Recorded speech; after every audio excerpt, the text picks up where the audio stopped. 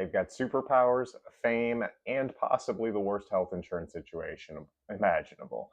I'm a nurse, and here's what would really happen if the Fantastic Four existed. Let's break this down from a healthcare, insurance, and global policy perspective. Because superpowers might save the world, but they really will not pay your deductible when it matters. So let's get started with the Human Torch, Johnny Storm. Flame on! The guy literally ignites himself at will. That's not just a burn risk to literally anyone walking by you in public. That is a chronic condition.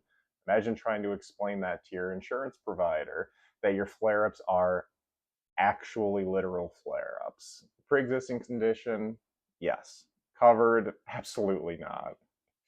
Then we've got Ben Grimm, aka The Thing. He's made of rock, not metaphorically, literally. In most states, insurance doesn't even cover prosthetics properly, and it can take a crazy amount of time for a patient to actually go from getting a prosthetic fitted to them actually being able to receive it and wear it. Several months to a year is pretty typical. You think they're going to pay for a full body Rocky mutation management? Doubtful. ADA compliance might help out a little bit, but good luck getting a wheelchair that can fit someone 500 plus pounds and crushes pavement with every step. Then you got Reed Richards, Mr. Fantastic himself. Get off me, rubber boy! He can stretch and contort into pretty much any shape imaginable. So how exactly do you take vital signs on a guy whose arm is 2 stories tall? I don't think a regular dope blood pressure cuff's going to work for that one.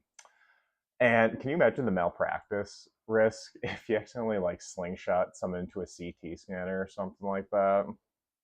Yeah, that's liability waiting to happen. Sue Storm might actually be the hardest case though, because she can literally turn invisible and create force fields. It's like trying to bill her visit. You can't check her vitals if you can't see her. You can't even confirm she entered the ER without a heat sensor. And you want to talk about a hard IV stick. Yeah, no thanks. No thanks. And all this assumes that they even have insurance, which is a stretch, pun intended, for interdimensional travelers with experimental science backgrounds, especially as someone who grew up with the Fantastic Four from Fox being broke as hell and the Baxter building on the brink of foreclosure the entire time.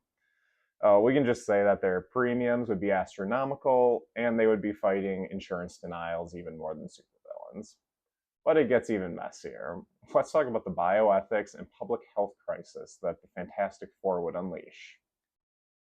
And in case you weren't aware, going back to the comics or whatever origin story you want to use for it, the Fantastic Four always get their power or symptoms, depending on your perspective, from space radiation exposure, which gets how do we regulate experimental science like that? Because that's pretty murky in today's world. Okay, so Fantastic Four get their powers from cosmic radiation that alters their DNA, and thus giving them said superpowers.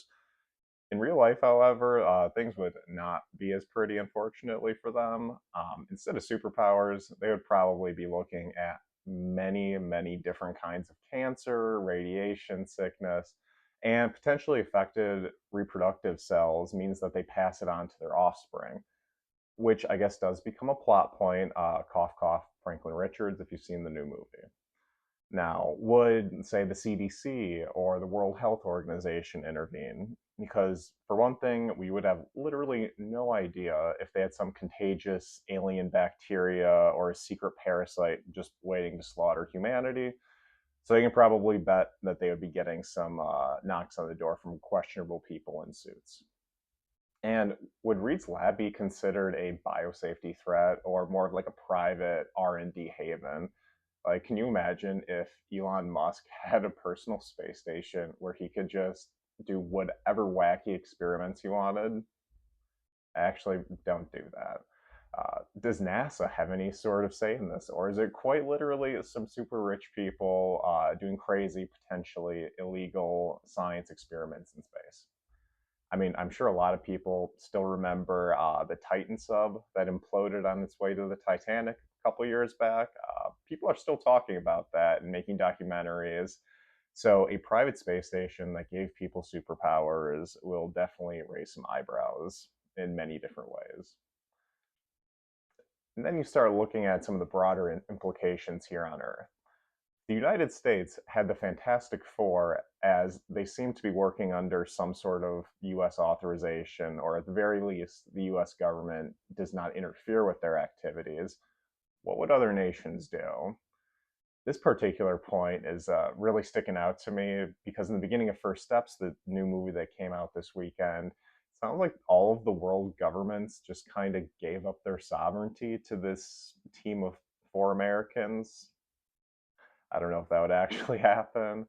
Um, but yeah, given that we are living in 2025 and every country with a grudge seems to think that today is the day to launch that missile at someone you really care about, that almost blew my suspension of disbelief up. But that's probably more of an our world kind of sucks right now thing and less on the possibility of living in a thriving utopia of world peace.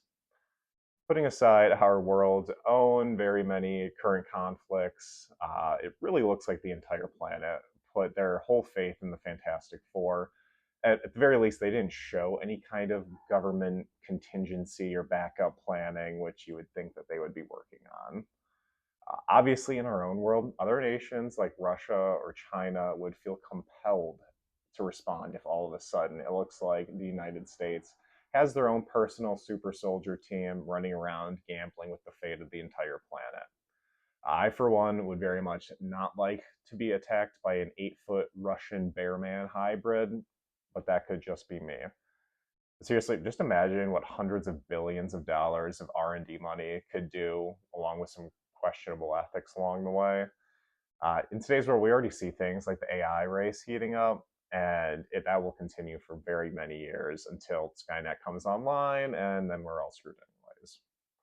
Long story short, this would be incredibly destabilizing for the entire world. If George Bush can lead us into a forever war in the Middle East over fake WMDs, and we're still feeling the effects of that 20 plus years later, can you imagine how destabilizing a team like this could be? Would it lead to countries doing under the radar gray zone operations, trying to get hold of, say, their flying car technology or a blood sample that they could use to advance their genetic research by a century? Then they can create their own superheroes. Things to think about. Would the UN demand any sort of oversight here? Would they be treated like diplomats or just rogue assets doing their own thing? Because, I mean, at the end of the day, these are four random people who are making decisions for the fate of the entire world. Does anyone else get a say? Maybe? All right, let's get deep for just a second, talk about some of the major mental health implications for the team because, wow, there could be a lot of issues going on here. Wow, Dr. Phil, that's deep. Let's think about that. Specifically looking at Ben Graham, it looks like a case study in body dysmorphia, trauma, and public isolation. I'm gonna need therapy. I mean, the guy did go through like a significantly worse version of puberty. And if we're looking at the absolute mastery that was Fox's Fantastic Four, his wife straight up left him after he got powers. So definitely some emotional turmoil going on there, and the man should probably speak to a professional. But honestly, my inner wound nurse just really thinks like lignified skin where it looks like kind of cobblestoney, but maybe that's just me. And as a whole, the Fantastic Four would have to deal with things like near constant public exposure, trauma from fighting possibly world ending threats, and isolation. Therapy would be essential, yes, but honestly, they would have to wait like 6+ months to get one, and they would definitely pay out of pocket. Also, thinking about Franklin Richards, little baby guy, growing up famous really isn't easy. And I just saw The Parent Trap, so I was thinking about Lindsay Lohan and her very public breakdown. So there you go. But in summary, superpowers are obviously very cool and always will be, but real life implications are very messy. But if you're a patient, a nurse, or someone who just wants to understand how systems affect care at home and around the globe, hit subscribe. Drop a comment below. Tell me what you've seen or what you would like to see covered. Let's talk care, policy, and global health. Thanks for being here.